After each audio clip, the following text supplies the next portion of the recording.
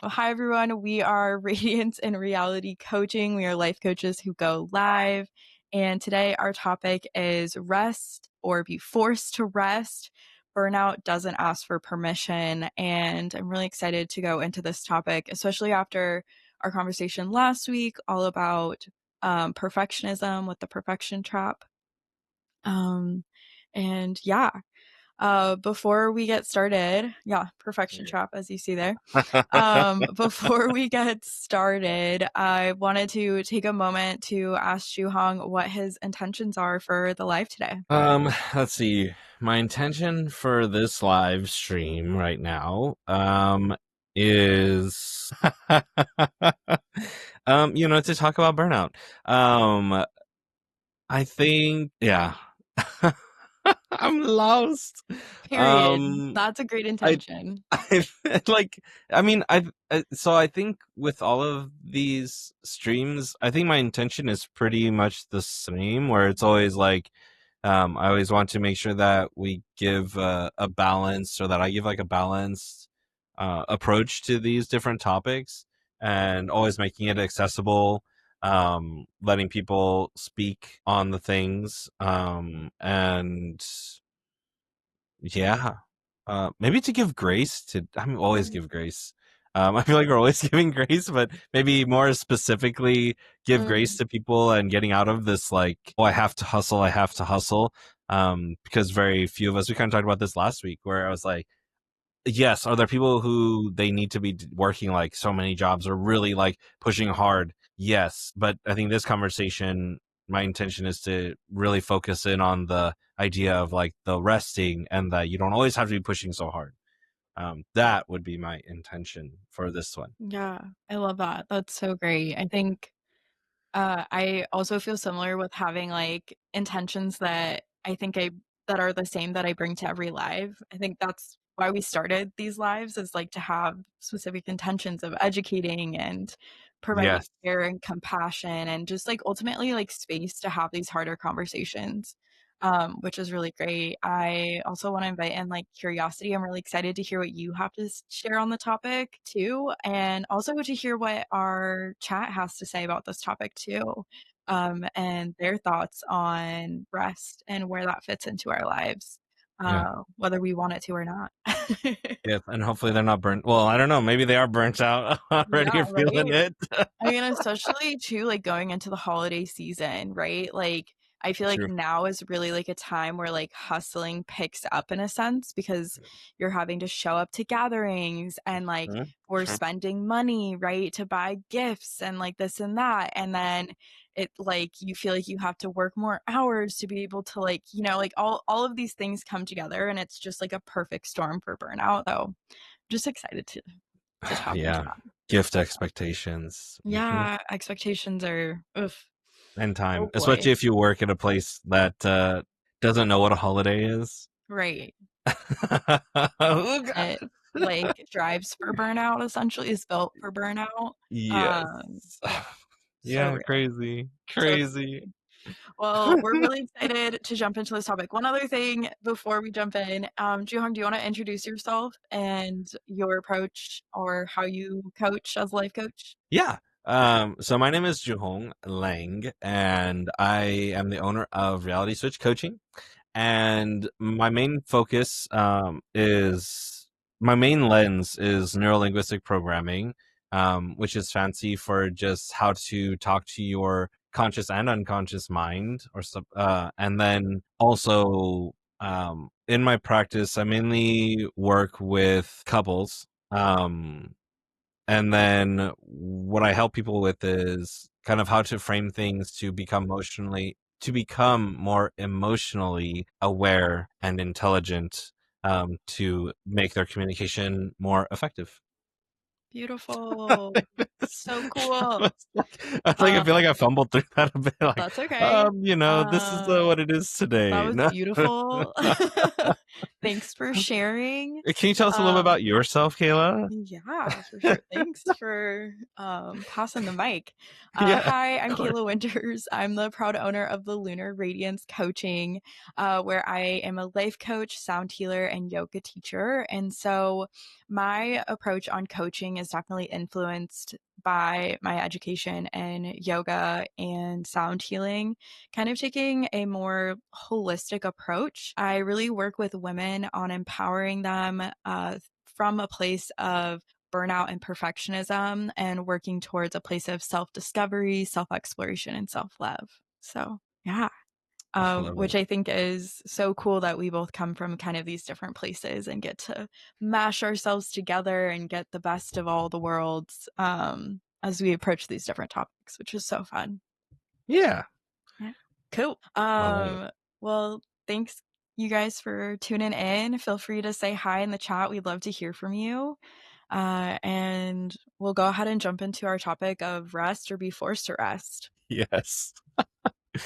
Rest or be forced to rest. I love this one. I love Me it. too. That Also, that burnout doesn't ask permission. It just happens. it really doesn't. It is cutthroat to say the least, and it will gladly take over your life if you give it the opportunity to. So, did you want to go first with sharing a tidbit? Um, sure. Also, real quick, in the chat, can you let us know how the sound is and everything? Because that's Yeah. something we're also kind of testing out here with Riverside to make sure that the audio is all good. We want to make sure that the music isn't too loud, that you can still hear us very clearly. And then, yeah, I think real quick, kind of, I like this question here of like, are you running on empty? Do you feel like you can't slow down even when every part of you is screaming for a break?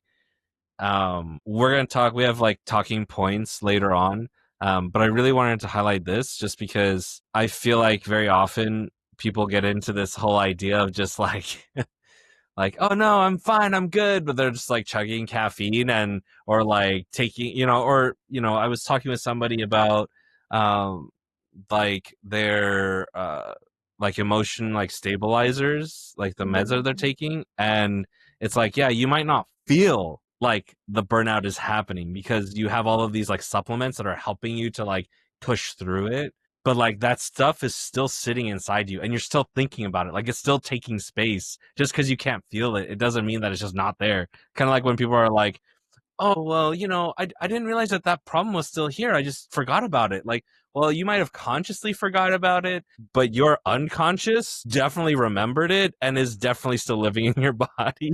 And like, so when you wake up and you're like, man, my back still kind of hurts, or oh gosh, this is like, oh, I feel so stressed, or why do I have this anxiety all the time even though like I should be fine, like, yeah, those problems don't just go away. Mm-mm. So I feel like a lot of times people, like, if you ask them, oh, like, are you running on empty? They would be like, no, I feel good. I feel good. I'm good. Like, are you Everything's fine. sure? Right. Because it looks like you're falling apart. Yeah. And Yeah, it's so sad it because, is. like societally, we're always trying to make sure that we look the best because I think everybody is expecting us, right? We talked about this kind of last week, like Mhm.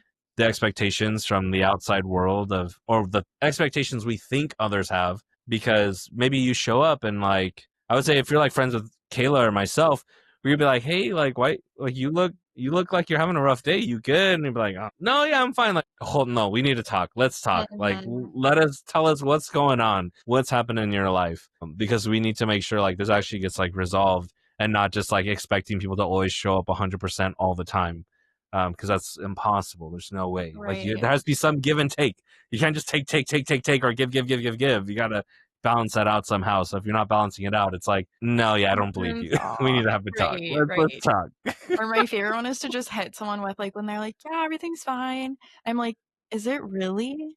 Like, I just like Yeah. to throw that in there to be like, "Is it really fine though?" Like, I Yeah. can't, because sometimes people are really oftentimes people are very good at masking. So, like, I feel like with people in your life, like, it's totally okay to be like, "Is it really though?" Or if they just, dropped like, "Oh, yeah, I'm going through all of this stuff, but it's totally fine." And I'm Yeah. like, "Really? 'Cause, like, that sounds like a lot. Are you sure? How are" and dropping, like, "How are you taking care of yourself?" Right? Yes. As opposed to just being like, "Okay, great."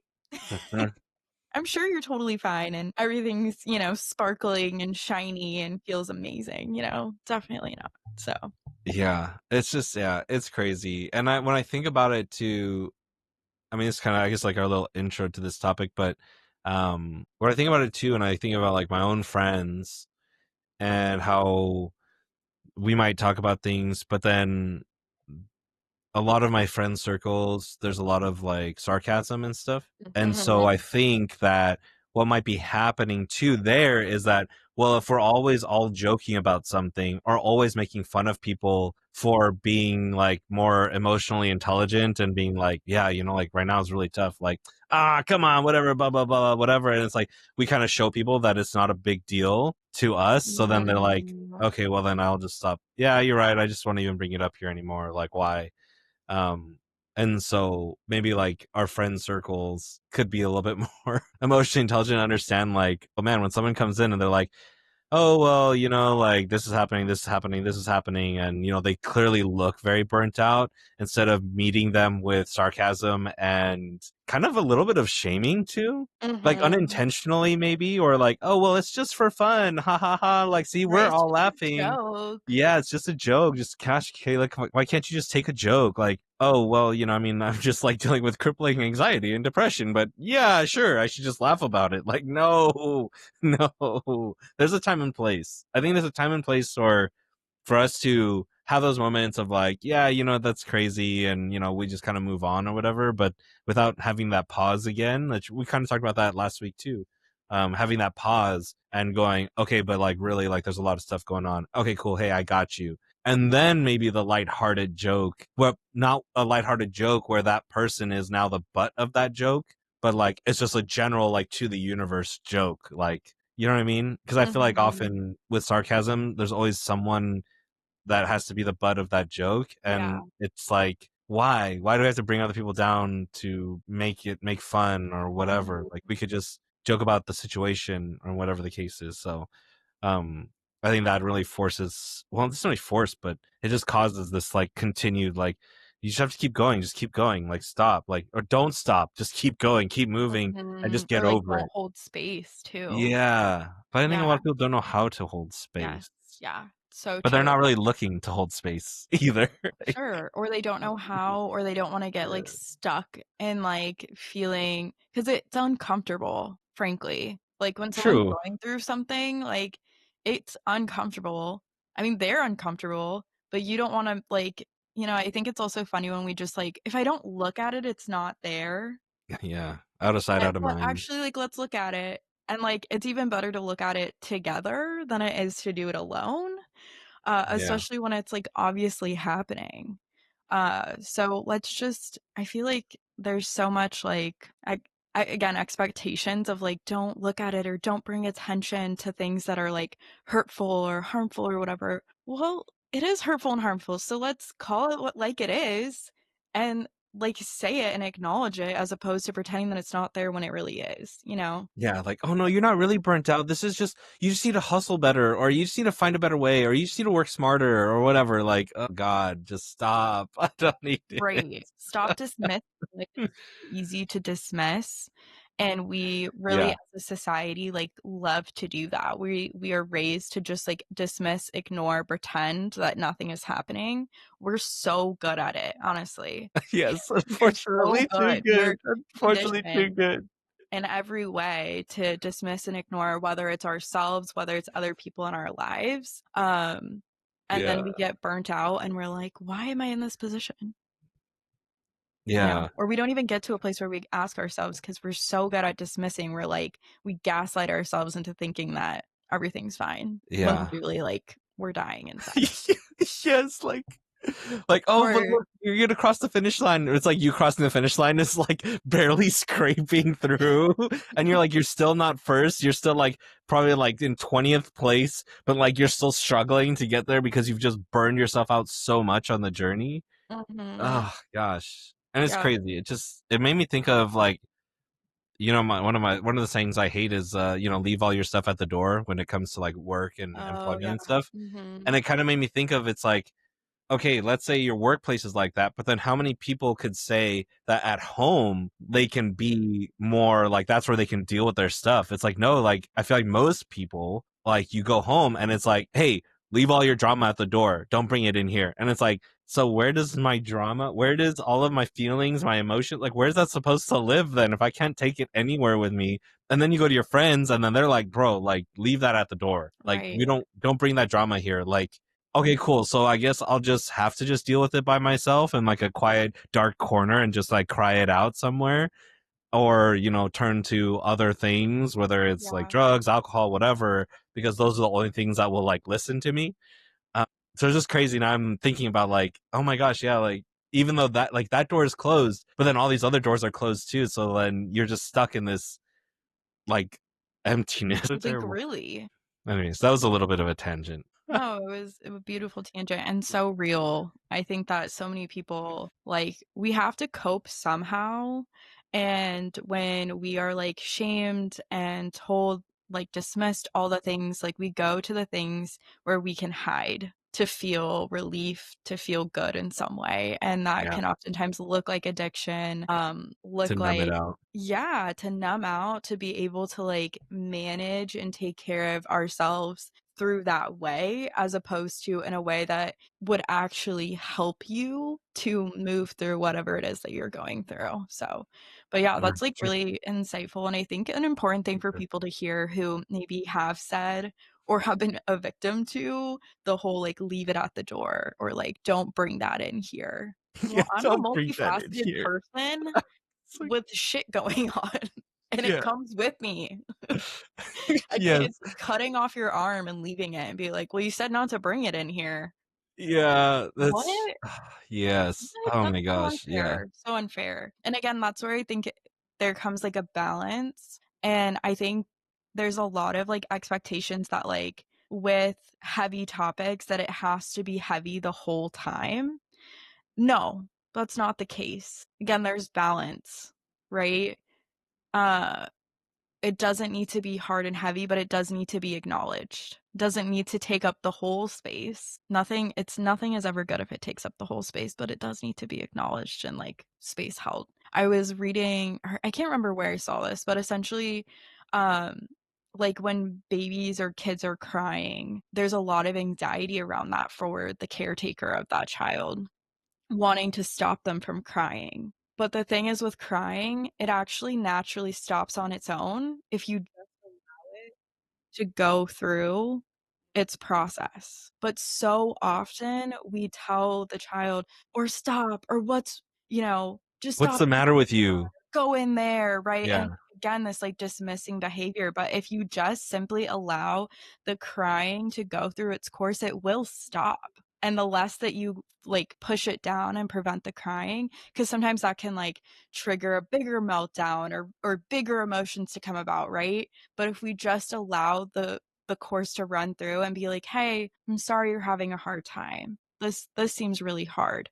Um, hmm, the better they're able to like have made space for that emotion and then be able to move past it. And I think that that is also applicable to adults as well and like experiencing the emotions that they have. If you hold like space for your friend who needs to cry it out, they're not going to cry for an hour, you know? They're true. going to I don't cry. know if anyone's ever tried to cry for a whole hour, but I think it definitely gets exhausting after maybe the longest is like 30 minutes. I think I could no, I don't think I've ever cried for 30 minutes. Right. Maybe on and Like, can off crying, anyone but and, like, there's gonna be waves, right? Like, especially if yeah, this is something that's been, like, held down for a long time, like, there's gonna be waves of, like, going up and down, right? But, like, if you ride it out, there's gonna be times where, like, you come down and you are able to soften, and you might go up again, right? But that is life, essentially, and if we just pretend that there are no waves and we hold strong, eventually that wave is gonna get freaking insane and it's gonna get out of control. And just like we talked about today, you're gonna have to deal with it. It's so much better to handle little waves than ginormous waves. So yeah, this is a great, I feel like, intro to the talking points that we have today. We're just gonna Pause. No. Um, I guess with that, Yeah. I can jump into one of my talking points, and that is about the connection of, like, the nervous system with burnout. So, I was doing a little bit of research, and there's this article that I was reading, like a scientific journal thing, and, they were talking about how burnout isn't considered like a diagnosis and that it's more considered a phenomenon, which I think Yeah. is just hilarious because I feel like it, like, further dismisses this bigger issue in ways. And then it also mentioned how lots of doctors, like, don't even, like, believe necessarily in burnout, or they misdiagnose it or, like, misinterpret it for, like, other issues because, it can like, it has similar symptoms of, like, a lot of different things. Again, everyone's different with how they hold Experience in it. and Yeah. then how things get released without choice, right? Yeah. And so it was just like those 2 points in itself was, like, really interesting to me because I was like, "Wow, so when people are actually coming for medical help, it's, like, continuing to be, like, dismissed and not recognized." Yeah. And, Mhm. Yeah. which is just like, "Oh, great. That's helpful. I I That's just yeah. I, like, equate it to I always go back to this because I feel like it's the most dismissive thing, um, where it's like, "Oh, man, oh, you're so emotional. Oh, you're on your period." Like, it's like that kinda thing. It's like, Mhm. "Oh, man, like, I feel so burnt out." Well, are you sure? Maybe you're just, like, not, like oh my gosh, it's funny because I'm saying this right now, and then I have said these kinds of things where I'm like, "Well, maybe you Sure. just need to set boundaries, or maybe just to do this, or maybe do that," and it's like, it's oh man, I feel like I feel so terrible right now. Like Oh, I'm don't just be ter thinking like all the Grace, things that Grace. I've like told people, right? Like, dude, just like set boundaries. Like you just need to do this, just do that. And I will say I think I've gotten better at like, hey, all right, let's just talk about this and let you have space to just do this. And then if Mhm, you want solutions, like, we can talk about those after. But first let's talk about the actual thing. mhm, And I feel like with burnout, and I'm sure you probably have a pretty good understanding of how I probably feel about like big pharma and stuff, but it's like, well, burnout doesn't have a drug. I can't prescribe mhm. you anything for burnout, but I Right. can prescribe you something for anxiety, for depression, for low energy. I could even give you something for that. Mhm, There's all these other things, and it's like again, like it's all just symptomatic, and it's never hey, you know what? Well, maybe it is. And I would hope most of the time it's this way, but I doubt it. But it could be like, well, I don't know. I would say, well, hey, go talk to a therapist or hey, let's get you some help. But then your psychiatrist is probably the one who's like, yeah, you're feeling it sounds like you are feeling burnout, but it's really like causing this anxiety. So like let me just give you some meds for the anxiety and stuff. And then yeah, and then we'll talk here for a little bit and we'll see how it goes like but then you might never actually get to like the solution part of it where you might and anyways, we do have to have that conversation about like therapy versus coaching or good therapy versus bad therapy maybe that might be a good one. mhm, Um like bad therapists would just be like, yeah, let you just continue talking and then like, all right, cool, we'll talk about it next week. Cool, great. All right. And that's it. We're done. But not ever actually guiding you into a place where you can actually deal with the actual burnout and the things that are actually causing it, causing the anxiety, causing the depression, causing whatever the symptoms are. Um mhm. anyways, so yeah, that makes Yeah. sense. That makes sense to me that they're like misdiagnosing it or going, Oh, nah, right, or is it not really able that? to and then if it's considered a phenomenon because that's the other issue is, like, it's very subjective, right? Like, how people True. are feeling and moving through things is them. It includes their personality, their way to communicate, like, all these different factors that let alone, like, how they grew up, like, there's so many factors that come into how someone gets to a place of burnout that it's like, you can't textbook it. So, we're just gonna call it a phenomenon, and that's that, and good luck to everyone. Have a good day. Best of luck. Um, what the fuck? Sorry. So Like, it's like what the it's like hell? so it's like basically what psychology does is goes, all right, can we put this, can we label this? Can we define this? No, Right, it's too complex. Okay, then let's just make it a phenomenon. But then it's right. like, haven't we agreed that as human beings we are very complex? That no two anxieties are the same, no two depressions are the same, like Mhm. they are very different. Well, generally there may be some things, but really individually there are specific events, specific whatever the case is. Like in an NLP, like we do like when we go back in your timeline, and it's like, okay, well, where did you first feel this thing? It's different for everybody. Not everybody says, Right. oh well, when I was 2 years old, there's this image of like my mom yelling at me or something. Like it's True. not always like that for every single person. But Mhm. then it's crazy because crazy because then in like traditional therapy, then you're kind of getting told that, well, sorry, you didn't really fit our mold, so we can't really help you. But we do appreciate the fact that everyone is individual, and the therapy needs to be one on one and very individualized because things are so complex. But also, you're just experiencing a lot of phenomenons, kind of like perfectionism. Like Thomas Crown was talking about that. Right. Like they Like, you dismiss it. It's like, yeah, no, it's, you like, have not a OCD. Like, real okay, thing, right? yeah, Like, this, it's, like, this woo, social thing, which it is a aren't all these things social things? And we've been able to, like, identify these symptoms, but it makes me think of there's this, like, story that I read in college about, um, this, like, town. Again, this is, like, I don't know if this is a real story or not, but this town that, children kept going into the river and, like, going down the river and drowning, essentially. oh wow, And so then I they feel like I've set heard this up too. sorry, this is, like, kinda deep. No, again, And so it was the town was like, this is a huge problem, like, these children keep drowning. What should we do?" And then they were like, "We should set up a system where we have, like, people that go into the river and save the children, and we have just someone who's on the lookout for the children as they come down, and we'll save the children." Oh, sure, that's a okay, solution. yeah, But wouldn't it be really helpful if we just, like, went up the river and, like, saw why the children were getting into the river in the first place? I don't know, just an idea, you know? And yeah, it's really just, like, comes back to, like, how our society loves to just, like, put a Band-Aid on, like, bleeding wounds and not actually take the time and care to, like, walk up the river and be like, "What is the true issue here?" Right? yeah, And when thinking about burnout and thinking about your nervous system, I really think that starting with your nervous system is like the best place to start to be like,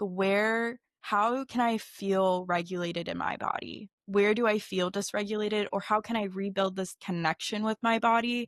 Because again, with burnout, with pushing past your capacities, you are continually dismissing any sort of signal that your body is trying to send you. And so I think it is so important to rebuild that trust, that intuition, that care that your body maybe so many times has been telling you, please rest, SOS, or it doesn't even need to I also yeah, hate that it has to be an SOS for us to take it seriously. Like, if yeah, you need the care, if you need the rest, like, do it. It doesn't need to be a 911 call for you to get help, for you to be able to rest, and I think that's also what's so great about this topic is, like, it doesn't need to be the extreme. Like, let's stop getting in these places of extremes, thinking about kind of this idea of the waves, right? Like, if we are able to support ourselves with the small waves, we're not going to get to these places where we're having to deal with big waves because we've set ourselves up. And then if it does, that big wave's not going to feel as intense because now we have tools and we've like built in care and we've learned how to listen to our bodies and in these different ways to be able to navigate when it really is a big thing. yeah. I mean, it's funny. It's funny, I don't know why. No, because you said you wanted to do this one. I was like, I don't know why I didn't pick this one. Um, Well, you can and speak on it too, speak on it. NLP. So like with neurolinguistic programming, like we do talk a lot about that, and I've read a lot of books on this, on like this neuroscience kind of like Mhm. pain and on all of that. A great book, Energy Rising. Do I not have it? Oh yeah, Energy Rising right here by Nice. Dr. I think her name is pronounced Deganji. Okay. Really great book. And in NLP and in that book, like we kind of talk like about this like the comfort zone, right? Like, well, when you're in your comfort zone, everything's fine, like everything's cool. If you want to make your life better or make a intense change, like you can, and it won't feel as like crazy because you're like, well, I'm good here. So now it's like from a safe space. Now I'm pushing my Mhm. boundaries. And the unfortunate thing is that because of what I'm always going to refer to as like our lizard brains, like we have not gotten past this part yet of like this survival instinct of just and not understanding or not adapting that survival instinct for what it needs to be today, where it feels like even though like let's say if you would be like let's say like my wife this morning, I was like, hey, how's my hair? And she's like, ooh. And I'm like, oh man, my brain cannot tell the difference instinctually that that is not like a saber-toothed tiger coming after me because it feels like a personal attack. Like literally like this Mhm. person is attacking me. But that's not the case. It's just words. It's just her giving me her opinion. That's it. Mhm. But because our brains have not adapted yet to understand, look, while this may be hurtful and this may suck and it can feel like the world is ending and this person is trying to kill me socially, like physically, um like it's not that. And what it really feels to be like in danger physically, like my survival is at risk, is different. But like right now our brains are not equipped for that, so we have to do that extra work of going, Yep. okay, look, she just said my hair, she thinks my hair could, I love my hair, but she could be like, ah, Period. I just whatever, it's not, I don't think it looks good. Cool, Mhm. great, that's it. Then it's just an opinion. Hey, I'm good. I don't blow up at her. I don't get like, well, what do you, what, blah, blah. Um, but because of that, we just have to take that extra step to like reframe the thing. Like, okay, is this person trying to kill me right now? No. Even though it might feel like that, like no, it's not the case. And so our bodies were always the reason that, I mean, we've kind of talked about this too, like a lot of marketing. The reason why it works so well is because the one place, the one moment in your life when you are willing to make that change no matter what, even if it's a change that you don't want to have to make or you feel like actually would put you in a worse situation, but because now you're at this point, you have to make the decision, is at the bottom of your comfort zone when like life is being threatened, where you're like, I can't make bills, I can't do this, I can't do that. Now you have that change. And then you're going to make the change or whatever that you need to make in order to move. But that is the only time where you have to do it. Or if you don't, then like you will die or whatever will happen to you. And Right. it's trying to get people to be more in that place of I'm comfortable. Now let me from this place of comfort move forward, because now if I move forward but then I fall back a little, well, guess what? I'm still in my comfort zone. It's fine. But if you're at the bottom already and then you fall back, well, now you're getting worse and worse. Like, Right. so it's just truthfully, it's like getting us out of there because our brains, again, are like so focused on this pain because it highlights the neural pathways, the same ones, whether Yes. it's a social thing or like you're Mhm. literally like you could be hanging on a cliff and it can still also feel like you're being hung on a cliff when you are like waiting to hear about a job interview or something, like how did it go, Yeah. right? And so it feels the same way, and people I think might not understand that because I don't know how many people are reading Energy Rising or how many people, it's not something we're taught in school, like that, hey, your neural pathways get lit up the same way when you're doing this first and this, even though they're two very, we would agree, like, well, if you're literally hanging on the cliff edge, like, and you're like seconds away from falling into this abyss and dying, like that is very different from, oh, I'm waiting to hear back about this interview. Like, it's very Right. different, Significantly different, but both it feels the emotionally same. and, like, Yeah.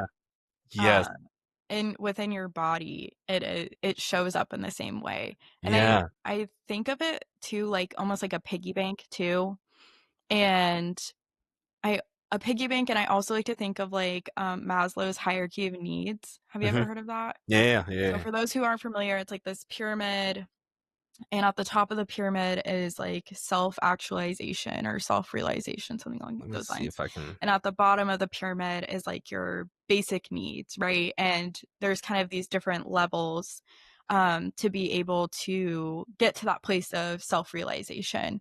And I kind of think of like this pyramid to me has been so helpful. I remember when I like first saw it in high school, I was like, this makes sense of like needing to put beautiful. There, I shared So it. cool. I'm Nice. gonna try this out. We haven't. I've Yeah, not tried this this out, this but is it.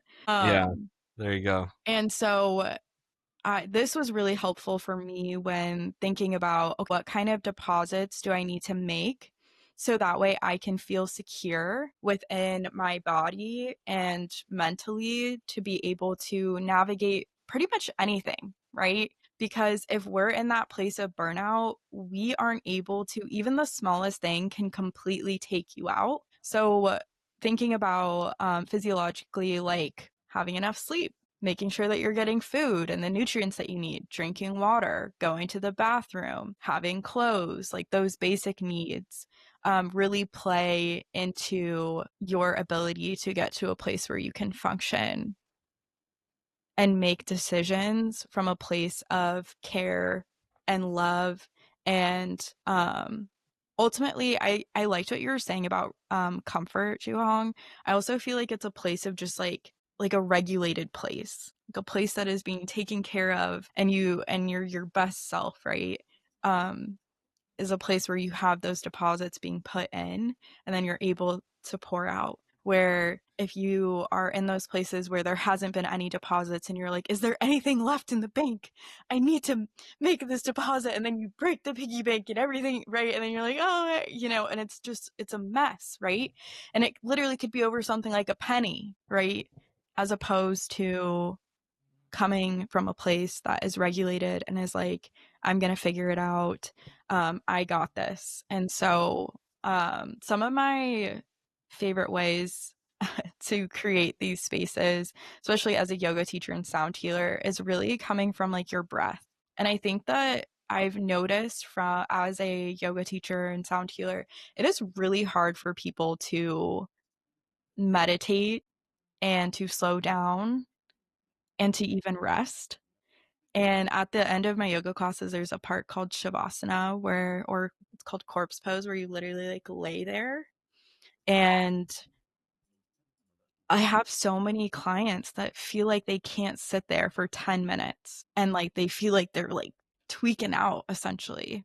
And I think that this again comes back to being dysregulated, unable to slow down because you're functioning from such like a place of overdrive that if you were to stop that overdrive, it's going to combust. So that's been really interesting. And I even feel that way too sometimes when I am pushing the pedal, getting close to empty, and then I'm told to like slow down and I'm like, no, I can do it once I hit the pinnacle of whatever it is that I'm trying to do. And then that's when the shitstorm happens and then you don't hear from me and I'm not responding to texts because I hit my maximum point and then I'm dead to the world because there's going to be release whether you allow it to or not. And Yeah. we actually do have control on how that works. So, anyways, getting to a place of like learning how to tune into your breath, tuning into your body with meditation, I think is a really beautiful place to start, even if it's like for 2 minutes or having a guided meditation, like someone talking to you and helping you focus. I think those are really great places to play around with these ideas of rest, with these ideas of slowing down in the midst of this crazy world we live in. Yeah, I agree. And it's funny because it makes me think of the saying like, "Oh, I'll sleep when I'm dead." It's like, yeah, well, guess what? You're not even gonna make it there, or you're gonna die really freaking soon. Dude, because So, yes, that is so like, accurate. We should make a no list of like all the toxic or have you phrases, seen right? those I told you, videos? I'm making a list. I'm going. Well, I haven't. It's a I have different a list. mental list right now. I need Yeah, to write it out. All the phrases that are just like so unhelpful and just really yes. help to just really push this idea of you just need to keep pushing, keep going, keep going, keep going. Like you're almost there, you're almost there, you're almost there. It's like, okay, but guess what? If I take a pause right now, not a long pause. I'm not saying like take a year off, right? Like it's just look like take a day or two or something, or take an Mhm. hour, take 15 minutes, like you said, like 10 minutes. 10 Just minutes, 2 sit minutes. here, just relax, Yes. like calm your freaking mind, Mhm. like let it settle because right Mhm. now you're just in the storm. Like you need to let the dust settle, see Yes. where things land. Okay, cool. Now move forward. Um, but it's like that. Those kinds of phrases just make you feel like no, I can't. I have to keep going. No, I'm gonna get there. I'm gonna get there. Or, oh, I gotta get there before the other person gets there. It's like, don't worry. It's okay. Like, okay, maybe if you're like literally running a race in that moment and you're like, okay, I gotta keep pushing. Okay, great, wonderful. Guess what?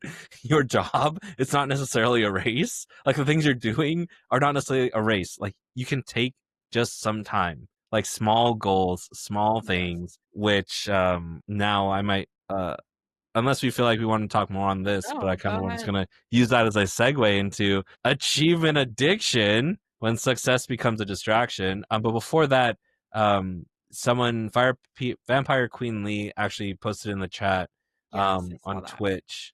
The work system and the healthcare system is not set up for a right way for us to be able to care for ourselves, sadly. And I would agree mostly. I do, and Kayla already knows how I feel about like traditional therapy, and I'm like, "Ugh!" And I think there are good practitioners. I think there are good healthcare professionals out there. Mhm. I think the system definitely needs work, at least in America, right? And we're kind of, I mean, I don't know, honestly, we're kind of working on that, but not really right now. Um, but I think there are some good things out there, but unfortunately, we've started at such a disadvantage Yes. um, that it's going to take a long time for us to get back to or get to where we should be when it comes to healthcare, whether it's mental or physical health. And right now, obviously, we're more focused on the mental health side of things because of how that will affect your physical health in the end. Um, so yeah, while it is sad, there is a brighter future, I feel like, coming, Yeah. hopefully. I Um, agree. I don't think it's yeah. necessarily hopeless. I definitely think that there's hope, and that's why we're having conversations like this to foster that, to bring Yes. awareness to, and, like, we really like, this is how our society works and functions, and For now. that's Yeah. a big undertaking to essentially Yeah. be like, "Hey, we gotta fight our entire society, right?" And in a way we do, and that's why we have little ways that we are gonna be working towards better Yes. things. And So, showing up to this stream is one of those ways. yes, yeah, being a part Um, of these conversations, yes. commenting, letting us know what you think, Sharing yeah, ideas, all the all great the things. things. So with that said, yeah, achievement addiction when success becomes a distraction. Um, and I mean, distraction in general, if we just talk about that, like Yeah, I grew up playing video games because that was my distraction from like real life, the discomfort of things, the emptiness of not having friends or not having really close friends, moving around a lot. Like the internet was one way, thankfully, I guess, that it came around as I was kind of growing up. So that way I was able to like still stay connected with people.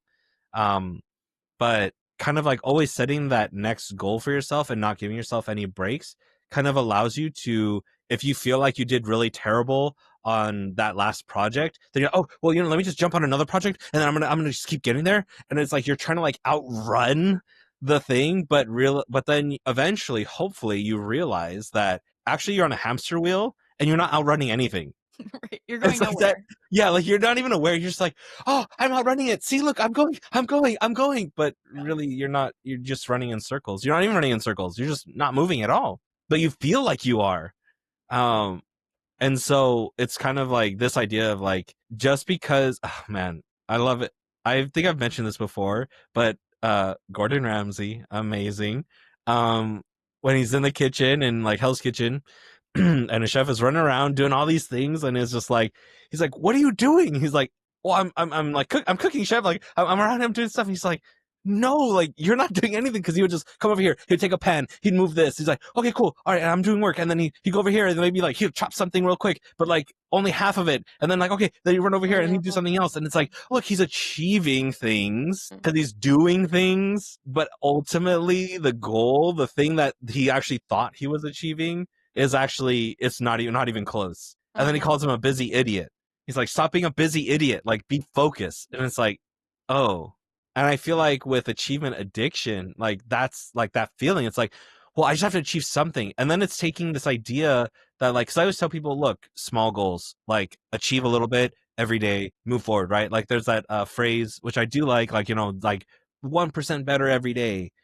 That's Yep. all you need to do. Just 1% better than you were yesterday. And even then, that could also be taken to a place where that can get very toxic, where it's like, oh Sure. man, today I just don't have the energy, like, because some days are crazier than others. And you would still beat yourself up and you're like, oh, but I said it was gonna be 1% better. And even 1% can still Mhm. feel like terrible and burn Right. you out because you're trying to always do 1%. And so I think like just that avoiding and just keeping like, okay, well, I'm gonna just keep going. I'm gonna keep achieving. This is my next goal. This is my next goal. This is my next goal. And you eventually get to the point where you're not even overworking anymore. Now you're just avoiding things. I'll just do anything to not do the thing that I, But that I have to thing. do. Yes. Yeah, but the thing. And I was talking to Andrea actually about this earlier because like right now like we're working on like reorganizing the room and stuff. Mhm. And so I would be like, okay, cool. Like, we'll just like a little bit at a time. And, we like play video games too. And she'd get on and she'd just be like, I don't really feel like playing any games. And I was like, you know what? I felt that way too before. And I realized that it's because I know there's something I have to do that I'm avoiding doing because I want to play. And so I'm going to play video games. But when I go to play the video games and I like look at all the games that I have that are very good, very interesting, whatever, I go to them, I might open it, and then I'm like, but this just doesn't give me that satisfaction. But then some people will still play the game. Some people Yeah. will still do the thing, even though they know it's not going to give them anything. But then at Mhm. least it's not doing the thing that they should be doing, so they don't feel like crap. Mhm. Yeah. But it's like really, if you would just go and just do the thing that you're supposed to do, the thing that will, if you finish it and you achieve it, will actually bring you peace so that you can finally rest and then enjoy the games later. If you would just do that thing, then you would actually feel better. But too often we're like, you know what? I just want to do anything that's not the thing, even if I hate it.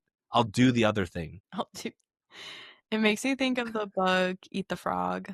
Yeah. Yeah. Sure. If you Mm. haven't heard of that book, Yeah. essentially it's like a whole book about like eating a frog. Obviously nobody wants to eat a frog, but like if Well, you I mean, have some to people eat a do. frog, and it talks about like all these different ways that we cope and like how we avoid and how we like will literally like just stare at the frog or aka hard tasks that we don't want to do. And we'll literally just stare at it.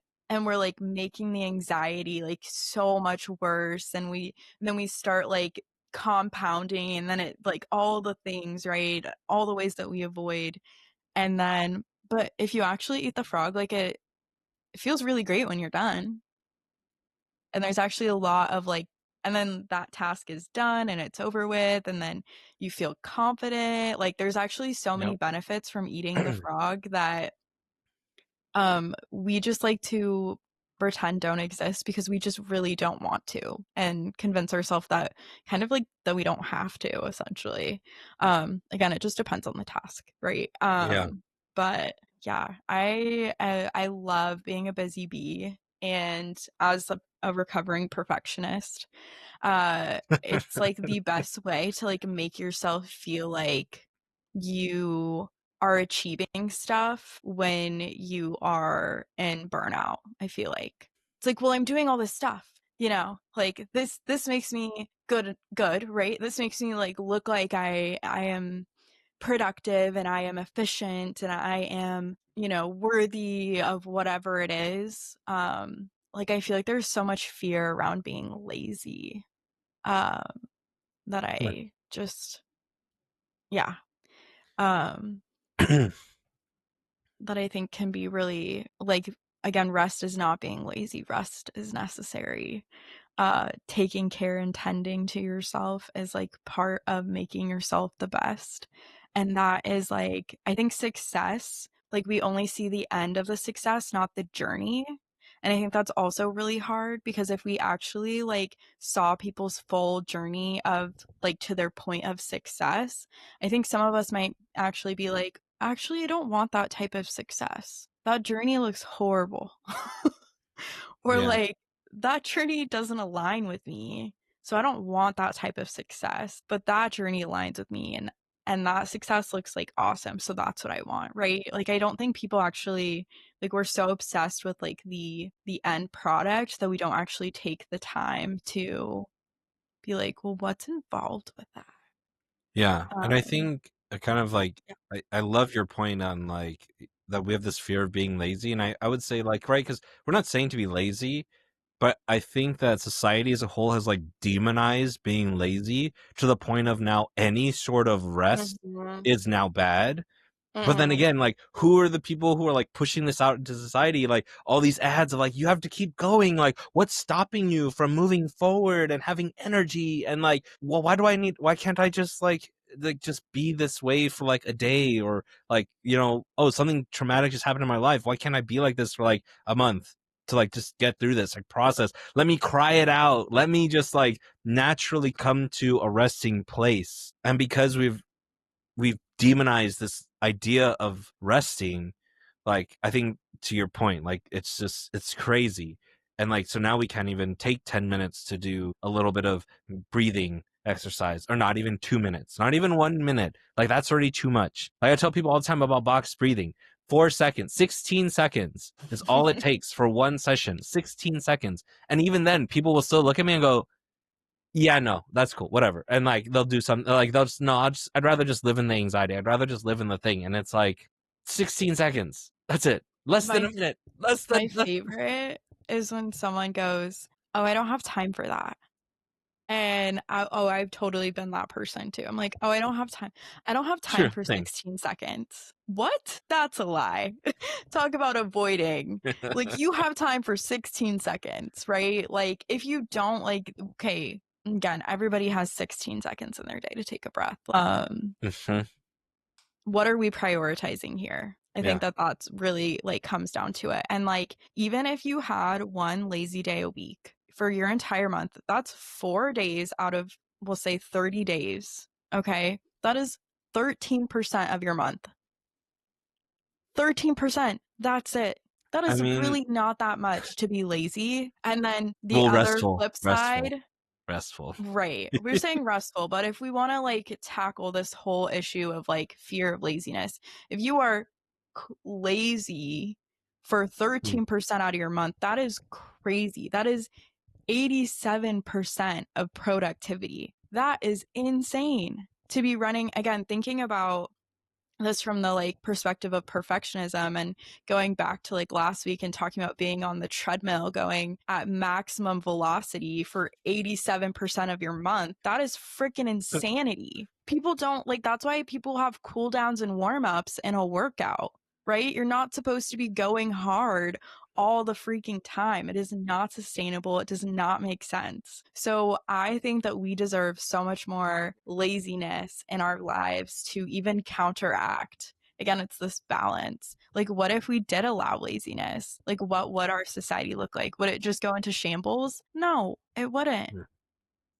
It absolutely would not. Even if we were at 50% of the time, being at 50% maximum capacity is like still so great. So I've really like adopted the idea of like doing your best because that can change day to day.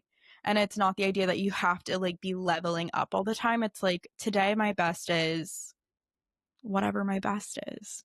Yeah. I think And I think it thinking of that. allows space for real life in between there. So yeah. Yeah. And I think too, like when we look at the journeys of success, I want to say, at least in most books I've read and stories I've heard of successful people, there usually is this idea of like in the beginning they were running around trying to do all the things, they burned out, the business fails, then they start again, but then they refocus Hmm. because like then they realize, but then again there's that rest period between where they're like, okay, why isn't this working? Yep. Let me look back, let me reflect now on this thing. And then once they learn everything they needed to learn from that experience and they process everything, then that's when they have like the big success. Like, wow, now here you go. And so I think when people think of like, well, these people, they achieved it and they assume the journey was, well, they just pushed really hard. They pushed really hard. Yeah, sure. I'm sure there were some days and nights where they were like, staying up Sure. late, whatever. Like that's going to happen, but not every day. And there are people out there who are working every day crazy hours. I'm talking to my salaried leaders at Disney, like who are working crazy hours, way more than they should.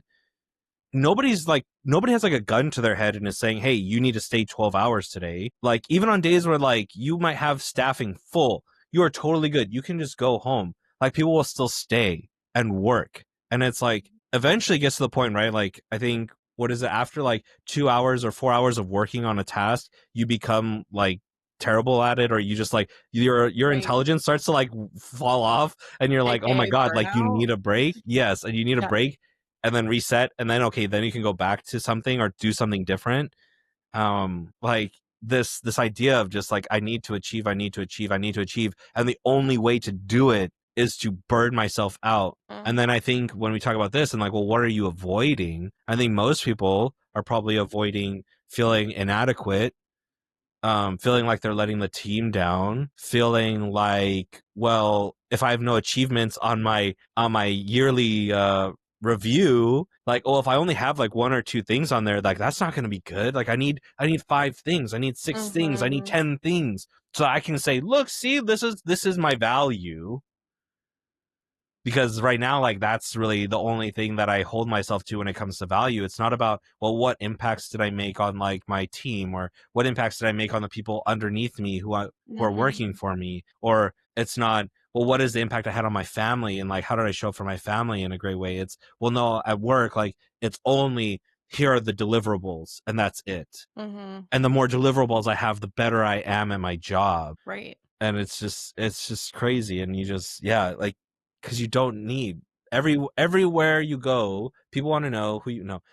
Everywhere you go, like people always talk about focus, like focus, focus, focus. Okay, well, if that's really the idea, then focus on one or two things. Well, one thing, really, technically, one thing at a time, complete the task, achieve the thing, then move on. But like we talked about last week, where it's like, well, if you're trying to do perfectionism, how many areas are you trying to do perfectionism in? I think this is the same thing, where it's like, well, I'm trying to achieve a lot. Okay, well, how many different ways are you trying to achieve right now in this moment? Mhm. Oh gosh. And then what is Right. so bad that you're trying to avoid by then stressing and burning yourself out by achieving all of these different things all in this moment? Mhm. Anyways, all right. Well, Yeah, it has me thinking too, like, as you say this, like, about the energetic cost of, like, constantly being available and constantly being on and, like, overcompensating and all these things, and these costs can show up in, like, really small ways, like, literally for myself, again, as a recovering burnout queen, a recovering perfectionist through and through, like, it's, like, kinda personal, but I literally, like, wouldn't even go to the bathroom to the point that I, like, got a UTI and didn't know what was wrong with me at work and oh, almost yeah. passed out and Wow. ended up in urgent care because I literally was like, "No, I can hold it. I can take another call. I can like, like not Yeah. even going to the bathroom." Like, and I wasn't even like, and it wasn't until literally my body was like shutting down, and I was like, "Wow, I really don't feel good. I feel like I can't stand up right now." Like they had to in like the office chair like wheel me to like outside for me to get picked up because I couldn't drive as I Oh, was so out of it. And like this is not the first time that I've experienced something like this. And so I've been because I just feel like I've been told like you're not doing enough. Like this is part of like this is how you show that you care is by taking yourself to these points or like I'm hmm. better because I'm willing to, like, let everything go. Like, what the hell? When I say it out loud, it's ridiculous, but literally, I was, like, so conditioned to, like, ignore everything that was telling me to rest, to take care of myself, to slow down, and just, like, push through, push through, push through.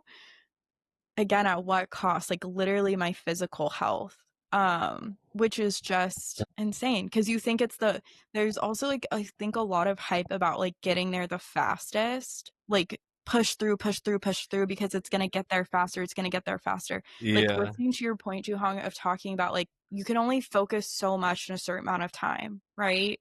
There's only so much that you can do within, like, a point of time in progress. Like it just like it's just going to take a little bit, and that's okay. Why does it have to be done in X amount of time? Of course, in emergency situations, understandable, right?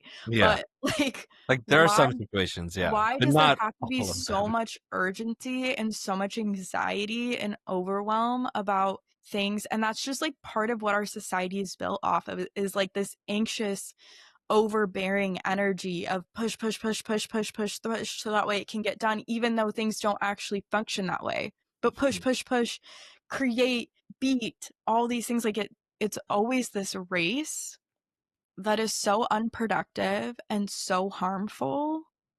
And thinking too, like about what you were saying, Joohong, about like managers, right? And like there's also like this expectation in leadership positions that like you're the one that gives the most. You have to be the one that does the most and like puts your arm out the most and knows the most and all of these things. Like at least I felt that way. I don't know if you feel that way, but I, like, as someone who's held leadership positions or have been in a place of authority, like I feel like I have to be everything.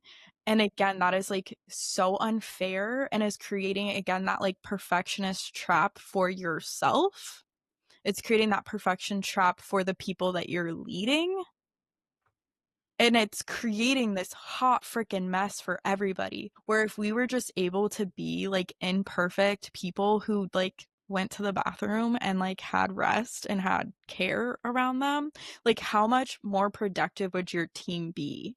And I think it speaks to things like the 4-hour work week or 4-day work week and things like that, where like rest and more care is like built into things that actually leads to more productivity and more care in these places. And so if you are a leader out there in the world, or if you're a manager, like I really want to empower you and encourage you to think about ways that you can facilitate these types of, I don't know, resistance in regards to the hustle and bustle, and ways that you can invite in like rest and care for yourself and also for your team. Like reestablish what the standard is and what does that look like, and how can you hold yourself to that, and how can you hold your team to that, and just even do it as an experiment to see like what comes about. I don't know. Those are my thoughts. Yeah. I think it's funny. I'm like reading the energetic cost of constant availability, Mhm. and I talked about boundaries. I kind of mentioned boundaries earlier, but Oh like yeah. I one thing I noticed at Disney was there were managers, almost it almost felt like there was this, like, I don't know, like award or something, like this thing of like, oh well, like X amount of cast members have my personal number, and like that's really cool, like that's the thing, Mm. like, oh, I'm so available, like, oh, that's how I care.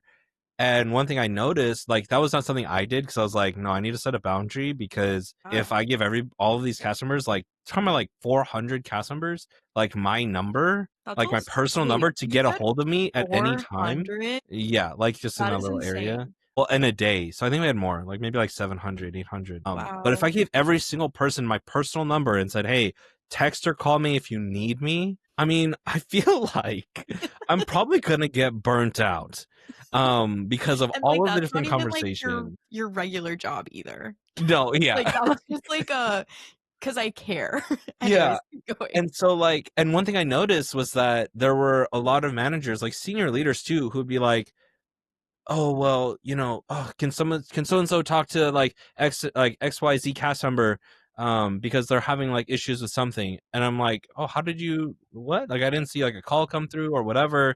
And it's like, oh, because they message them on like Facebook or on their personal phone. And I'm like, well, now I understand why you're getting so burnt out, because this person has direct contact to you, and you're having to deal with all of that on top of all of these other things. And this isn't even like necessarily like a cast member who might be like a close friend. Like I did Mm-hmm. add some cast member like, hey, here's my number if you want to like hang out, Sure. whatever, blah blah blah. Like, but it's just, what is going on that people feel like they need to be so open and so available? And I Mhm. think even for me, maybe at some points, like I was like, okay, you know what? Like I'm always here for my friends. Always, no matter what. Call, text me, whatever. But then I started putting my phone on like my like bed like sleep time Mhm. what like do not disturb kind of thing, because if it's really urgent they can still push it through and then the phone call will come through, like Right. that's fine, right? But then it's like again like this nice little boundary where okay, I get to protect my sleep and I'm not getting woken up by like tens of text messages that are just about, oh my gosh, look at this funny meme or whatever, which is great during the day. Yeah, cool, great, awesome. Yeah, I'll check it out. But like at night when my sleep is sacred, my rest is sacred, like I cannot be doing that. But there are people who are like, they'll have their phone on like full blast, like, oh my gosh, yeah, text or call me, whatever, I'll pick up. Oh, it doesn't matter what's going on. And then they realize they ask themselves, those people ask themselves, gosh, why do I feel so exhausted? Oh, well, it's just because I care, and that's why. It's like, okay, yeah, but then we've also had this conversation before of like, okay, great, you do that, but then when you do show up, you show up like crap because you haven't rested. You haven't given yourself the time to recover from the last thing.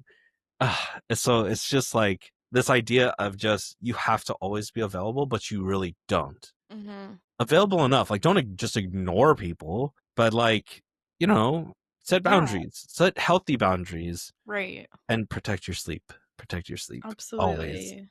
Always protect your sleep. And I think that also that's like another reason why people like avoid hard conversations is because they feel like they have to be like so available and like almost like responsible now for this person and like finding the solution. And that's not the case. You can say, "Hey, I'm really sorry to hear," or "Wow, it sounds like that's a lot. I can show up for you in this way." Yeah. Or whatever, right? Like, there's nothing wrong with identifying how it actually provides a lot more clarity and less anxiety because that other person might be like, "Wow, I just told them this," and now they're like, "Whatever," and now, again, feeling dismissed or whatever. Well, "Hey, that sounds like a lot. I can show up for you in this way." Um, is such a beautiful way to just provide clarity and really, I feel like, show love and care and, like, for yourself and for that person, and it's beautiful. It Yeah, clears the air of expectations, it clears the air of assumptions, and it just says, "This is how I'm gonna show up for you, period." right. Um, and then, again, you're not burnt out because hopefully you've identified and able to speak up for what it is that you, um can show up for, which is Yeah. great.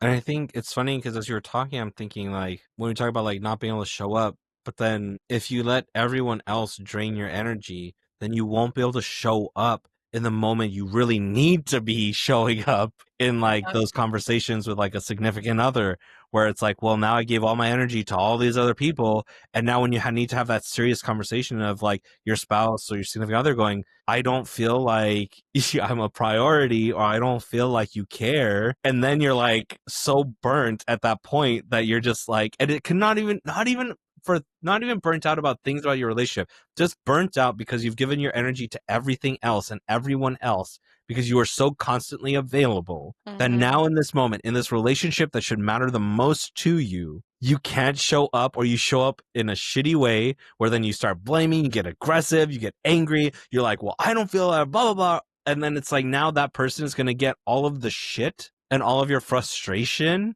that they don't deserve when they're just trying to have a Mhm. conversation of, hey, I want to make this better. But because you've already given everything to everyone else, you've given all of your love, all of your whatever, everything to everyone else. Now you cannot show up in that way in that one conversation that means and matters the most, or should mean and matter the most, I should say. Crazy, crazy. Crazy. And also, like, this is, like, the expectation I feel like in the workplace too. Give your all and everything to work, forget about everything 110%. else. And I think also Yeah. maybe, like, I feel like a lot more people are, like, not having kids or, like, waiting on marriage and, like, all these things, and I feel like all of this comes back to, like, this, like, expectation to, like, give everything and all of you to work. Um forget, be just your body is the vessel. Use the shit out of that vessel for this work that doesn't give a shit, has no intention for a retirement plan for you, nothing, just We'll wants you lay to you burn off like yourself, that. lay you off like that.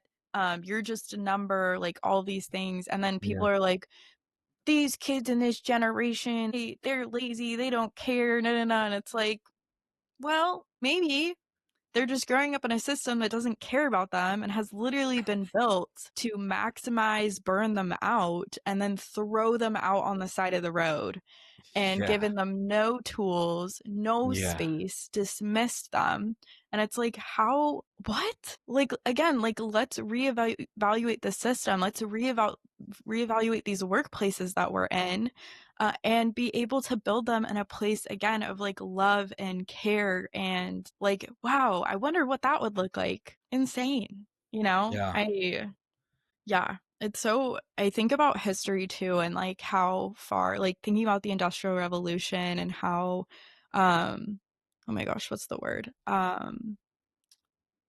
Like workers coming together, unions, like Unions? Oh, yeah, unions okay. forming, right? And like Yeah. advocating for safe workplaces and Mhm. like how there was so much like strife and like I mean there's still protests today going on about that, like there's the whole like so many things with different workplaces that are navigating that right now. And then also I feel like workers having to still show up I've heard there's like a term of like the person who crosses the picket Oh, line yeah, the to like scabs. keep working because they have to like pay bills or whatever, right? Yeah. And then again this just comes back to like you're burnt out, no shit, no shit, you're having so much like emotional like overdrive going on just when it comes just in your workplace situation to like create your sense of safety and care, coming back to Maslow's hierarchy of need. You're still trying to create that base level of care and safety, and the whole world's expecting you to be at self-realization or success of whatever, but is completely demolishing any sort of safety, care, or anything. Crazy. Yeah. Everyone, you deserve grace. You deserve care. You are so worthy of love. Like all of these things, I really feel like are basic needs, such as rest. And it does not make you lazy. It does not make you less than. You are so worthy of these things at the core, at the base. And don't let anyone else tell you otherwise. Yeah. And I think a lot of times it's almost like this like society and work culture is kind of like, well, it's so funny because when you think about how you earn paid time off or how you earn sick time. And it's like, oh, well, you have to earn the right to be able to take time off. Like it's not just Mhm. given to you. You have to Right. earn it. Um, and this kind of leads into this next point of just like, you don't earn the rest. You need it to achieve. Like that is the strategy. It's not the reward. And so it's like, well, oh, I'll finish this last project. I'm gonna just put in like 50 hours or 60 hours. I would say 50 hours, but 50 hours is kind of normal for people right now. Right. I So was I gonna kind of want to be say like, 80 oh, actually, it hours. would be like 90 hours this week. I'm going to put in. And guess what? After that, then I'll be able to rest. Well, guess what? How many times have you gone through that whole thing, done the 90-hour work week, 80-hour work week, 60-hour work week, and then you're done, and then it's like, oh, by the way, we have this other project we want you to jump on.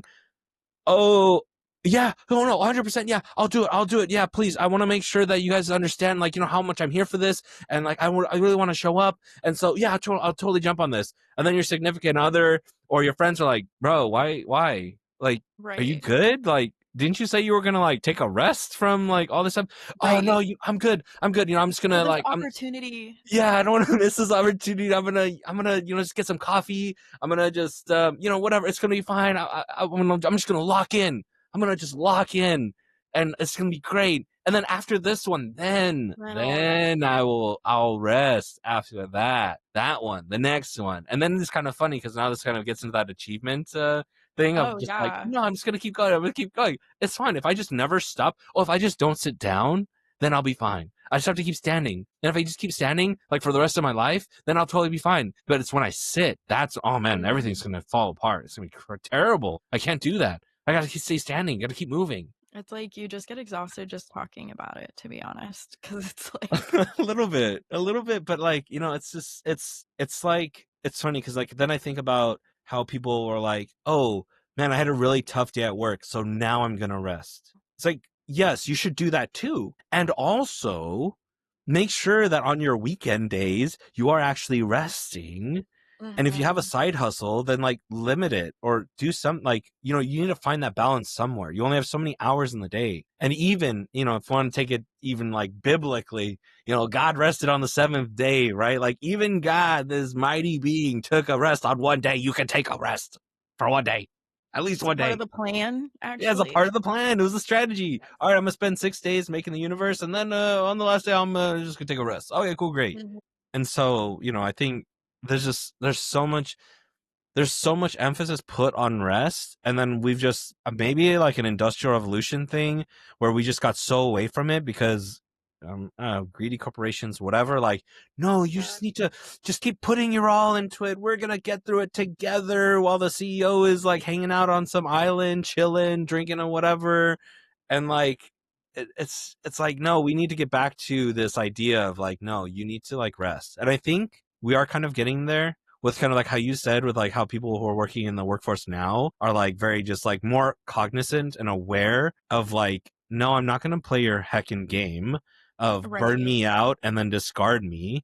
We're not playing that game anymore. If you want me, then earn me, and then I Mhm. will show up for you. And then, for the Right. people who don't show up, then okay, cool, great. Fire them, whatever. Who cares? We're not talking Right. about those people. We're talking about the people who are like hard workers who respect their boundaries and will not like answer your call at 3 a.m. to come into work on a day off. Who'll be like, Yep. no, actually, sorry, I had plans. Like, that's it. And maybe not even say sorry. Just be like, hey, look, I already had plans with my family or whoever. Like, I'm not going to cancel them. 'Cause it's Okay, cool. important. Great. Yeah. Yeah, Okay, exactly. understanded. Yeah. I think too, like, part of, like, this, I don't know, game that's been created, so to say, if we can call it that, of the expectations that we flow through is it's like those who do well in working the machine and normally are the people who are burning themselves out, get rewarded with more work.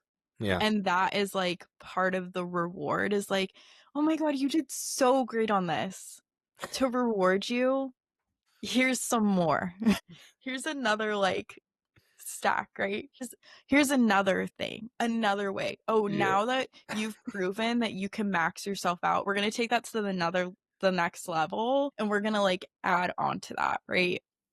And again, it's like this fear of laziness, I feel like, too, that can come about because if you were to set a boundary or if you were to say no or say that you can't come in, then you're a less than employee or a less than teammate or whatever Yeah. the excuse could be. That's not the freaking case. And It's a again, I don't think shame. that we're Yeah. talking about people who, like, you know, don't wanna be there, don't wanna show up, or don't care, whatever, but, like, there are so many people who do wanna show up and do wanna like, do put their all in, and we are just dousing them in burnout Yeah. because we can. We're manipulating them, taking advantage of Wait, these I mean, wait, I hold on. was one of We are not. well, You and we I are are not. not. Well, We, I guess when I say we, I'm saying society, these yeah. corporations are, like, Yeah. running with that and really, like, taking advantage of and manipulating people into thinking that that is success, that is the best, that is the way that these things are done. So if you say otherwise, like, "Oh," and Yeah. it's like, again, damn, that's not the rest should not like, we trick ourselves saying that the reward is rest, but that's not even actually the reward with burnout. So The you never reward take is the just rest. more work. Yeah. So then it's just like Yeah. this vicious cycle of like, "Oh, yeah," and then I don't even know what kind of, like, hamster wheel, sick, messed up game that is, but it is it is unfair, it is unsustainable. If you have yeah, I'm sure there are many people who have, like, been in that position and have been like, "Yeah, it is not a great place to be." Yeah, it's really that part is sad, but I think like we said, like, it's again like when you look at that like at the job description and it's like must be able to work in a high stress environment and blah blah blah blah blah blah blah blah like all these things, whatever. Like, when you look at that and you go to that interview, like ask them like, So this high stress environment, is it like always like that? Or like what Mhm. causes it to always be high stress? Like what's going on? Like know what you're getting into. Um and I think like then setting yourself those boundaries, and there are, I want to say like yes, is there a scarcity of jobs? Sure. I think when you mentioned like this idea of like, it's not sustainable, it's like, yeah, it's not sustainable for you as the individual. For the company it's sustainable because guess what, there's always going to be someone else who's going to be willing to do that. It's just you have to ask yourself, Mhm. is that who you want to be? Like, do you want to get burned out? Is that job worth it to you? Or if you're like, hey, look, I'll get this job now, maybe in like 2 months, like, or in a month, I'll look for another job or something like that, where it's like now you're able to like at least set a timer for yourself. So you know that there is a light at that end of that tunnel, but then you need to like actually get out of the tunnel when it's your time and not just go, well, I'll just stay in a little bit longer. It's okay. Maybe I'll make it work. Like, it's fine. Like, if you're doing that, but then you're not taking the steps to get there, like, if you're in that high stress environment, then a part of your strategy, like that rest time, like you really need to take care of that. You really need to implement that strategy because if you don't, you're going to burn out so fast. And stress, number one killer in the world, like that stress, Literally. and it just sneaks up on you. Which it kind of goes into this other point, Yeah. but yeah, if you're gonna set a timer for yourself, if you're going to decide to be in that stressful environment, or you decide, I'm gonna keep pushing, then you need to make the rest a part of your strategy, and it has to be there. And on those days that you have off, you need to treat them like they are the most sacred thing to you in the entire world. And if that means like, hey, I have 2 days off, and one day is for friends, one day is for me, like great. One day is for family and significant other and friends. The next day is just for me to just chill out. I remember doing that where I would be like, all right, I have 2 days off. And my wife had 2 days off.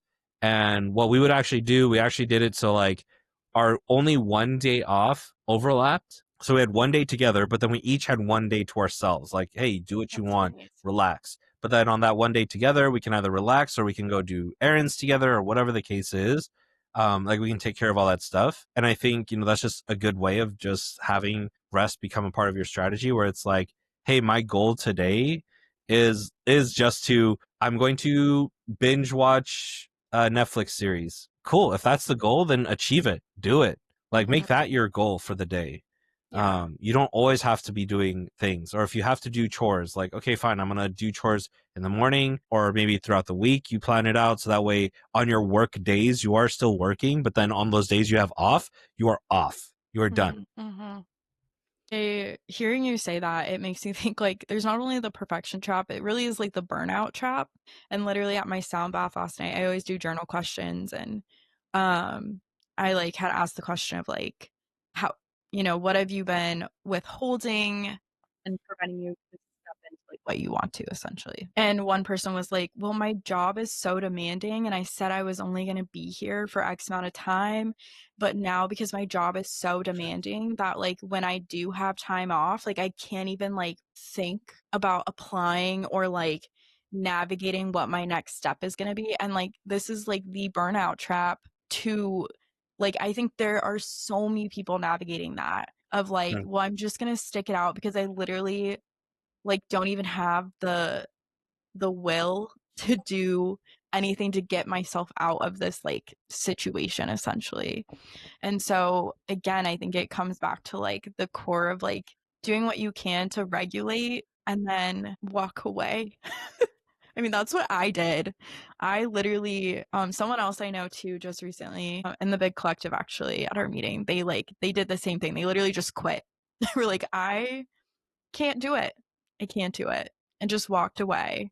And this isn't just like a call to action to like just quit your job, but like it really is a trap where you are stuck. You have nothing else to give and you're just getting drained. Like you're already in the negative and then you're supposed to somehow summon from nothing to get yourself out. So all that to say, like, I feel like it really, like, you have to ask yourself the question, and even in the workplace, like, call out and be like, this isn't sustainable. I feel exhausted. How can I be my best at work? Yeah. And some workplaces might be like, no or whatever. Or like my old workplace used to try to trick us to think that they were caring for us by buying us lunch, but then we had to eat lunch in our cubicle and Oh, take a nice. 15-minute lunch. Oh, So then my way of like fighting that was like, screw you. I'm taking my sandwich. And again, like mind you, it's not like it was fancy lunch. It was like Togo's or whatever, you know? hey, Togo's is kind of fancy. I don't know. Well, okay, fair enough. But yeah, anyways, yeah. But yeah, like because and again, like, oh, it's so nice to get someone to bring you lunch because I'm so burnt out that I can't prepare my own meals for myself, right? It's just like feeding into this shit form. So I'm so exhausted. So oh my God, it'd be so nice for someone to provide me lunch. Um, and so I would take my sandwich, I would still take my hour lunch, and I would go sit outside. I would just eat it. And that was my way of like fighting back to be like, you can't treat me like this. This is Yeah. so like this is so toxic that like, yeah, we care about you, but only if you just give what little bit you have for yourself back to us. You know, it's just like Yeah. Yeah. arr. So I don't know. I think it's good to reevaluate these things, look at them from the lens of like care and how can you show up for yourself? How can you incorporate rest um, into that work day? And also just like have awareness too of like, this is toxic or like, this is messed up. Or, like, I can't believe like it took me getting out of that situation to like, well, I guess like I started to realize in the situation, obviously, but like really looking back, I'm like, that is so manipulative and like Hmm. is actually against labor laws Yeah. to like coerce people into like not Not taking taking their care of lunch. themselves and like literally like they're burning themselves out. Like it's just oh, so Right. messed up. Awareness is great. Boundaries are great. Incorporate rest. It's so essential. Again, you deserve it. Hmm. Would you say that burnout is self-inflicted? After that tangent, I would say it can be. It can be at times. I think that a lot of it is like learned from like pushing through Hmm. through survival. Um, I think that if we learned ways to actually take care of ourselves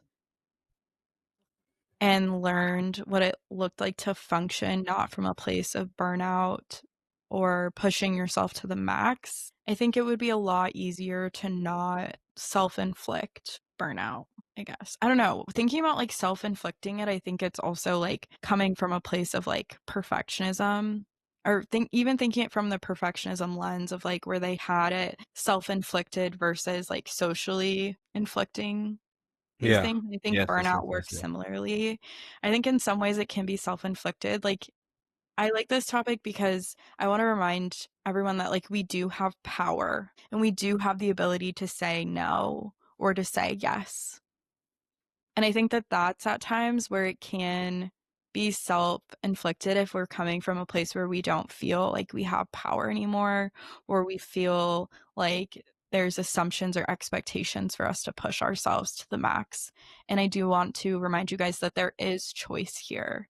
And sometimes we aren't aware that we have choice. So I want to remind you that you do have choice in this matter of burnout. And I want to remind you that you do have the choice to sit and binge Netflix for a day. Or even if, again, if you did that once a week, that's only out of your month, that's only 13% of your month. That's really not that much. That's not that much.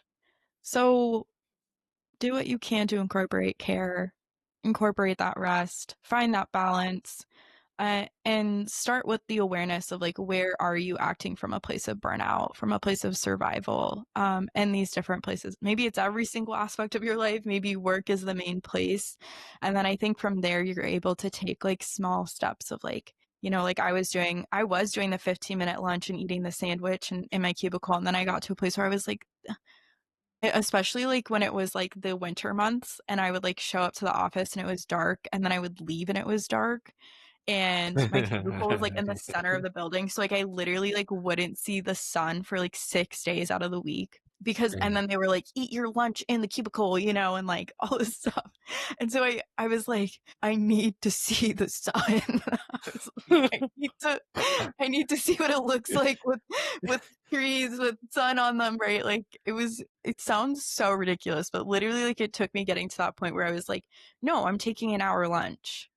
You know? Yeah. No, I'm gonna do this, instead of like, I'm actually gonna set a timer for myself, every 2 hours to go to the bathroom because I'm just like, I've been ignoring it and I've conditioned myself to ignore those signs, or I'm gonna actually take 5 minutes to go and get a drink of water and take a lap. Like, it can be Yeah. these little things that you can do to be I almost want to say like courageous in fighting burnout. And again, these are like little ways, again, especially for someone who is a burnout queen who loves to jump back in because it is like the busyness and the success and all these things, like they can be such big motivators to like jump back into that lifestyle. But again, for what? What do you get out of it? Yeah. I think What do you think about it? Do you think it's self inflicted? I think I like what you said about like kind of that callback to like the perfection trap of the three different ways that kind of that perfectionism like interacts with you, I guess. And I would agree. I mean, just like all phenomena, um, that these don't really exist, but they exist and they're Not very really. real.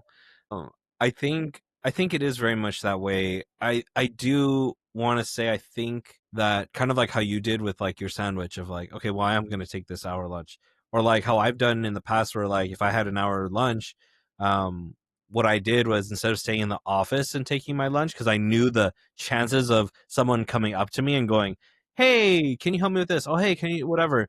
I would actually leave the office and go somewhere else where like not necessarily where nobody knew me, but like where I knew my time was going to be protected and kind of like taking those little steps, I feel like are very powerful ways for people to really like get back that time and to set those boundaries in a way that's not just like you showing up to the office and going F you all, like I'm doing this, whatever, like heck this place.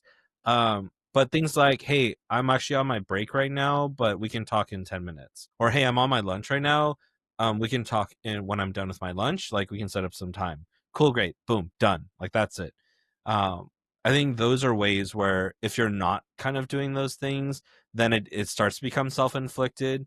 And kind of like this last topic, this last point, which is that like burnout is what happens when your body says no more after you ignore 100 no's. And I think it's kind of one of those things where if you are constantly voting to be this person who Mhm. is getting burnt out by making those decisions of, "Oh, well, I just don't want to create like conflict. Oh, I just don't want to. Well, everybody else is just doing it, so I'll just do it." Like, no, no, because every time you do that, you're just voting to be more burnt out. Or like I like You're how like signing up for it. in the thing, yeah, you're putting another brick in that wall, right? Like you're just building it, building it, building it until eventually it gets so big and then it's going to collapse on you and then you're done. Mhm. Because like the title of this stream, like you either rest or be rested, Right. um, and the goal is to avoid getting to the place where your body just quits on you, because that's when you end up in the Mhm. hospital, like like you mentioned earlier, right? Yeah. You end up in the hospital. Who knows how much those bills are going to cost or whatever, if you don't have insurance, whatever, all those things, the time you're spending out of work, which is the place that you wanted to be at originally, but now you can't, even as toxic as it might have been, or what are you as you were pushing yourself through. Because I would also say, like, for me, when I was working at Disney, I first became a manager. A lot of my stress and burnout, if I had any, it was self-inflicted because thankfully Mm. I had my managers, my bosses were very like laissez-faire about it. They were like, "Hey, we trust you just to do your thing," and I always found ways to add things to my plate. I guess kind of like that achievement. What is it? The achievement addiction.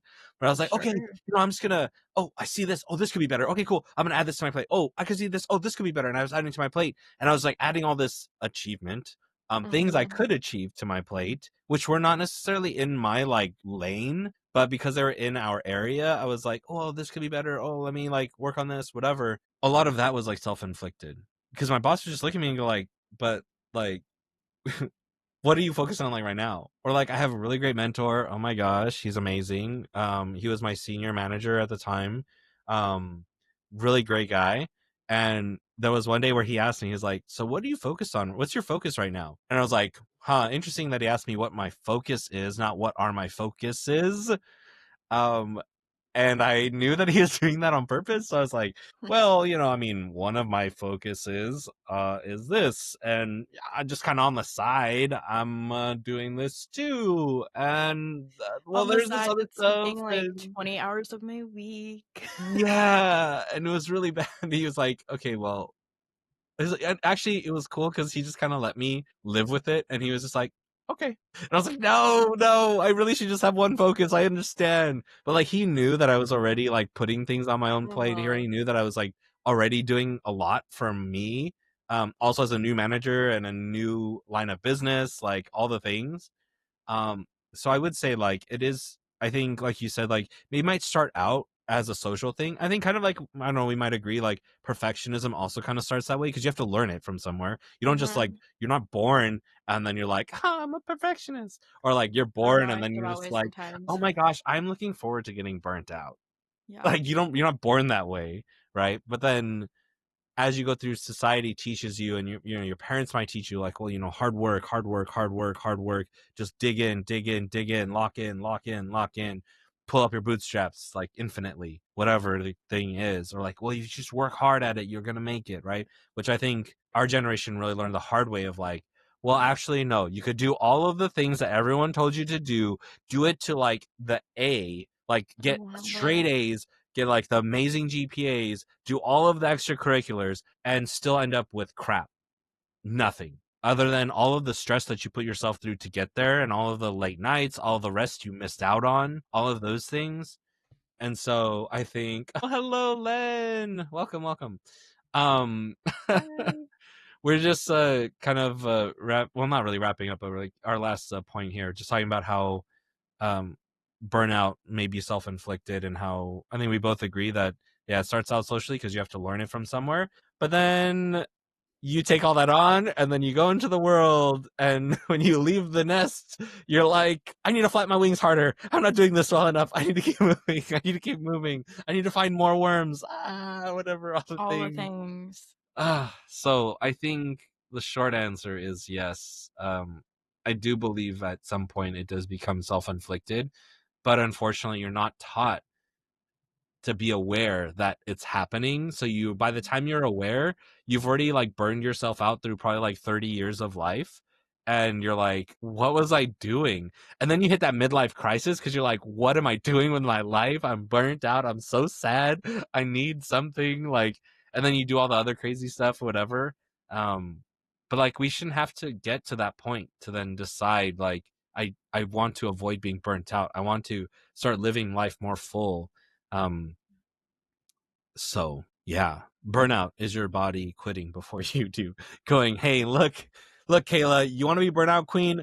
Go ahead, do your thing, but Do your we out. thing. I'm done. Yeah, That's it. Like, I'm clocking out. No, wait, right. body, hold on, come back. Hold on, wait a Nervous minute. system, Wait, no, wait, wait, wait, wait, wait, wait. wait, hold on. I swear we'll stop after this next one, after the After next the one, after second, the next yeah. one. One more week, Okay, one more okay, week. I'll rest for one day, and then I'll Yeah. jump back in. Yeah. Okay, fine. We can rest, but only for 10 minutes. And then we have to jump right back in, okay? Okay, Kayla, sure. And then, and then, like, you'll go and, Crash like, out. in that 10 minutes, you're still doing other things anyways. And it's like, okay, look, I thought we were resting. Well, I need to respond to this email because just in case, like, what if they really need it? Oh, gosh, like, it's gonna fall apart. And that was something I told cast members at Disney, or my management team, we would tell the cast members at Disney, like, look, if you need to call out, call out. Like, this will always be here. You calling out, okay, whatever. Maybe the worst case scenario, we have to close restaurants or whatever. That's fine. It's not worth your like life. It's gonna be okay. Absolutely. People will survive. If you are a Things will move manager and you on. get that email or that text and you don't respond to it right away because it's your off day, we will find the answer. You're Mhm, good. mhm. Rest. Take your time because you need it. Absolutely. Well, also at the same time, hey, look, sometimes I'm just chilling at home, not really doing anything, and someone texts me like, okay, cool, then I'll respond. But then again, that's me deciding that in my time of like, I'm just bored, I don't have anything to do, cool, then I'll respond. But still having that boundary and understanding, hey, but if I was in the middle of something, like if I'm having a wonderful dinner date with my wife and someone texts me from work and goes, hey, can we talk real quick? I'm gonna be like, no, Yeah, not right now. Hey, I get back in the office, whatever day, then we can talk then, or whatever. Or is this urgent? Like, how urgent is this really? Then okay, we can still talk after I'm done with my dinner. And that's even if I'm not on do not disturb already and it's like off. right, right. Let's Oh, burnout. see. Oh, Len said, burnout. ooh, interesting. I had a different experience. I learned what it meant to finally rest once I moved out. Nice. Yeah, I know. I'm I was yeah. also did you go ahead. You're I gonna was say gonna something. just clarify. Like, I'm assuming once you moved out means like once you moved out of your house, is what I assume. But yeah, go ahead, Kim. When I was thinking about like the self or having that outside influence, then I was thinking of myself as I'm the oldest daughter in my family. And I feel like when I talk to a lot of eldest daughters, we all kind of come, not all of us, but most of us come from a place of like perfectionism, from a place of like push through, burnout, all these things. And when I think about it, like who is your influence when you're the oldest? Who do you spend most time with that you look up to, all the things, right? Your parents or the adults in your life, right? And oftentimes, adults try to minimize, try to dismiss. They want to create fun. They don't want to create stress. They push through because they're the Yeah. parents and like this expectation that they have it all together and that whatever, all these things. And also take it through the lens of like management too, right? Of like, I think I was talking about this earlier, of like managers having all the answers and all the things, right? Like the same thing is held that expectation for parents too, and I think they hold themselves to that standard because, that's they want to do everything they can for their kid, right? And so I was like reflecting and I was like, that's probably where I get it from. And I think about my sister, she's the youngest of there's three kids of us in my family. And she was like, I got to watch you being the perfectionist, burnout queen, my brother who looked at me and oftentimes he was held to the standard that was me and he was like, hell no, completely rejected all of it. And like I The hard remember, pass. yeah, he like was like, no, I'm not doing that. That's insane. And she got to look at both of those experiences and learn from them and be like, I'm going to be in the middle, and has the means to be able to set boundaries and say no, but also like show up. And I mean, she's not perfect, but it's just Well, like really nobody's cool. perfect, Kayla. Nobody's perfect. But I like can sometimes be really envious because I'm like, you got to really like see like different sides of the spectrum and then be able to learn and adapt your way. Yeah. And so anyways, I was just because I was like, where did I get my perfectionism? Because I was like, I feel like I was born with it, and it's like, no, my role models like had, these expectations that they had to be the perfect parents and whatever, and so anyways, that's all to say. I just feel like lean into your imperfections, lean into good enough, lean into rest, all of these things that maybe we've been told aren't good enough, but they are so Are good enough. evil, are And terrible. Yeah. it really allows people to truly be their best selves when there's space made for the whole person, not just part. So, Yeah. Well, that is a great way to end it. yeah. End it all. End the End it burnout. all. And Len did say, so yeah, it was when I moved out away from my parents and Yeah, totally. yeah. I think when I you get think out that's there, right? You like get all those different perspectives and yeah, that can and also you be very get helpful. Yeah. yeah, you get to see like the like ways that like other people are like doing life and Yeah. Like, like oh they wait, are what? okay. What? I And can they're live like that? still like living through the world and like everything's okay and things haven't burnt down. Well, yeah. Think I'm not burning out, or they're Yeah. not burning out. Things aren't burning out. I feel burnt out, but Right, um, right. Yeah, that's awesome. And then I think thank you, Kayla, for putting all the things, Yes. YouTube, following us on Instagram, Facebook, LinkedIn. We do make posts, social media posts as well with little clips. Any other thoughts, and feel free to engage with us on those platforms as well. We are looking into creating a podcast as well, so you can also listen if you missed out on this. But you can also watch the live back on YouTube as well, Mhm. because it will be posted there. And then if you haven't already, make sure you follow our Twitch channel, all the things. Um, Twitch, Facebook, Instagram, LinkedIn. yes, click that notification bell so that way you get notified when we do go live. As of right now, we're Sundays. But I did just start a new job, so that may change Woo. again. And hopefully Yeah. this will be the last change Yes. we have to And make. if not, it's okay.